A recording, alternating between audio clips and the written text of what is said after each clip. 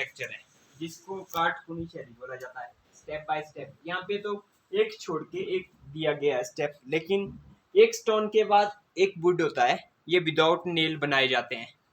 अगर भूकंप आता है, अर्थक्वेक आता है, बोलने का मतलब आगे पीछे हो जाता है ये आर्किटेक्चर, तो इसका नेल्स क्या होता है, स्प्रिंग जैसा काम करता है। कभी आगे जाएगा वो वापस उसको शिफ्ट मारता है सेम पोजीशन पे, ये गिरेगा नहीं कभी भी आर्किटेक्चर। ये आर्किटेक्चर है फुली स्टोन, ये लोकल यहाँ के द्वारा नहीं बनाया गया, ये मतलब बाहर से आए हुए, ये दर्शाता ही है बाहर से आए हुए लोगों द्वारा बनाया गया आर्किटेक्चर उस टाइम से। तो बाहर से आए हुए लोगों का आर्किटेक्चर है। तो क्या हुआ था भैया, जब आए थे ना जैसे बाहर से लोग, तो लोग बोलते हैं, आर्कियोलॉजिक डिपार्टमेंट वाले बोलते हैं शंकराचार्य जी आए थे जैसे 11वीं सेंचुरी में, तो उन्होंने कुछ एक स्टोन टेम्पल बिल्ड किए यहाँ पे आके। तो स्टोन टेम्पल बिल्ड किए तो क्या हुआ, यहाँ की जो चित्रकारी है वो साउथ के टेम्पलों के साथ मिलेगी। कई जगह जाएंगे आप तो साउथ में जो भी चित्रकारी होती थी वो मिलती थी, लेकिन वहाँ का स्टोन नहीं ला सकते थे ना, उस टाइम रेयर था।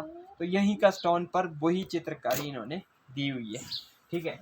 लेकिन क्या बोलते हैं गांव वाले, क्या बोलते हैं, दोनों बातें सच होती है। गांव वाले बोलते हैं कि बहुत सालों पहले यहाँ पे पांडव आए थे, जब क्या बोलते हैं वो वनवास हुआ था उनको, अज्ञातवास 1 साल के लिए, तो वो इस एरिया में हाइड हुए थे। ये एरिया पूरा जंगल होता था, जंगल के बीच में कोई घर नहीं होते थे, सिर्फ शेफर्ड लोग होते थे ज्यादातर।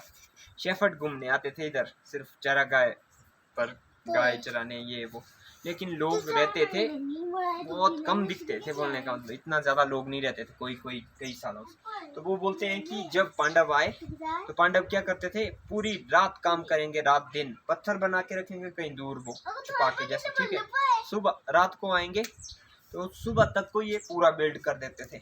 जितना बिल्ड हो गया उतना बना देंगे, नहीं तो या छोड़ देंगे, या तो दूसरे दिन अगर कोई इर्द गिर्द नहीं दिखा उनको तब उसको आगे को बिल्ड करके पूरा कंप्लीट करके वो कहीं और जगह चले जाते थे ताकि लोगों से ना दिखे। तो उस टाइम क्या हुआ है, जब ये बनाया गया था तो 1905 में इंडिया में भूकंप आया बहुत तेज तरह, और सेंटर पड़ता था आपका ये कांगड़ा में, भूकंप का जो सेंटर पॉइंट बोलते हैं। तो क्या हुआ, ये जो है आर्किटेक्चर उस टाइम में गिर गया था भैया, पूरा गिर गया। तो इसके अंदर की मूर्ति जो है, जो नीचे नगर कासल के पास आपको मंदिर दिखाया मैंने, विष्णु टेम्पल, वहाँ ले जाई गई और वहाँ पर रखा गया कुछ हफ्ते।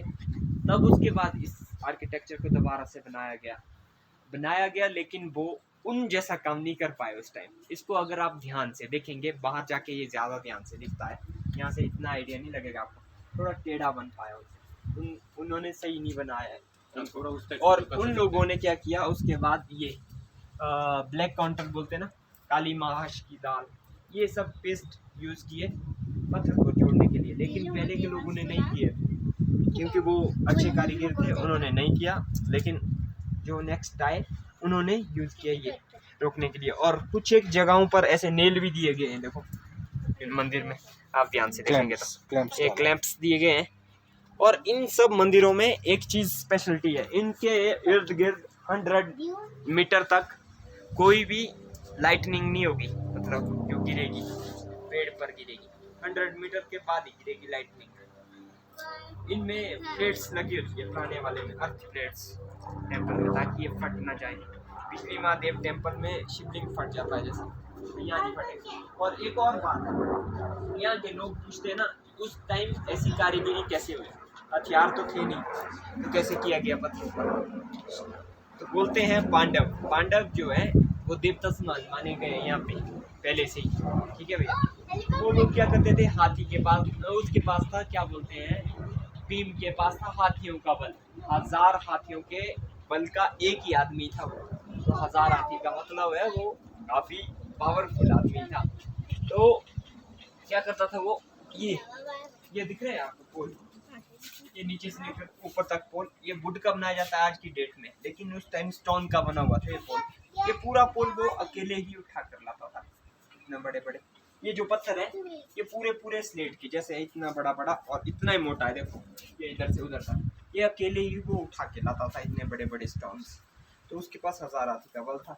अब चित्रकारी की बात आती है, चित्रकारी की बात आती है तो उनके पास हथियार तो थे नहीं, 5 लोगों के पास क्या हथियार रहेंगे, तो वो क्या करते थे नाखूनों से, उनके पास नाखून थे ना बड़े बड़े, तो नाखूनों से बनाते थे वाला ये चित्रकारी।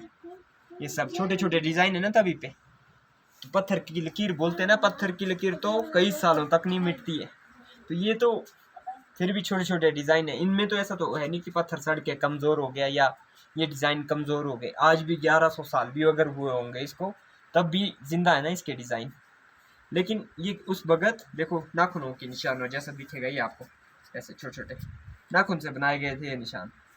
बोलते भीम के पास बहुत जोर हुआ करता था, जितना जोर जिसके पास रहेगा वो खरोच खरोच के बनाया करते थे इनको। तो इतनी छोटी छिन्नी है तो जीनियस टाइम है ना, तो उन्होंने ऐसा ही किया। ये स्टोरी है यहाँ। तो नक्शा बनाया जाता था भैया, ये पहले ही बना होगा, देखो छोटे छोटे टेम्पल दिख रहे हैं यहाँ, इसमें ये पहले डिजाइन किए जाते थे, बाद में यही पत्थर यूज होते थे टेम्पल बनाने में। डिजाइन को डिजाइन हो गया, मंदिर को मंदिर हो गया। इतनी कारीगरी नीचे वाले भोलेनाथ के टेम्पल में भी नहीं हुई है जितनी यहाँ पे हुई है। ये अखरोट है, ये ऊपर जंगल में वॉलनट है, ये वॉलनट वॉलनट नहीं है, हाँ एप्रिकॉट, ये एप्रिकॉट एप्रिकॉट इतने बड़े। हाँ बाहर से आप खा सकते हैं। ओए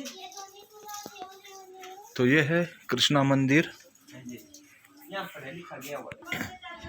नगर गांव में ये कृष्णा मंदिर है, बहुत ही पुराना, और जिसके इर्द गिर्द जो बना हुआ है ये है हमारे पुजारी जी।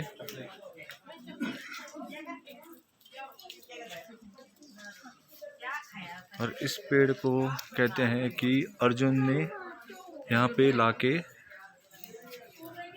स्थापित किया था। और ये है मंदिर। सीधे से शुरू करते हैं।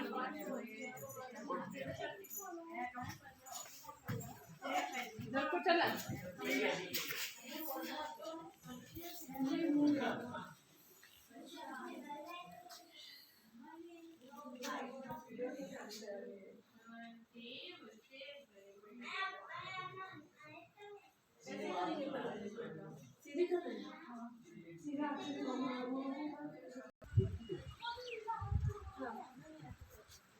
यहाँ से आता है भैया पूरा व्यू यहाँ का।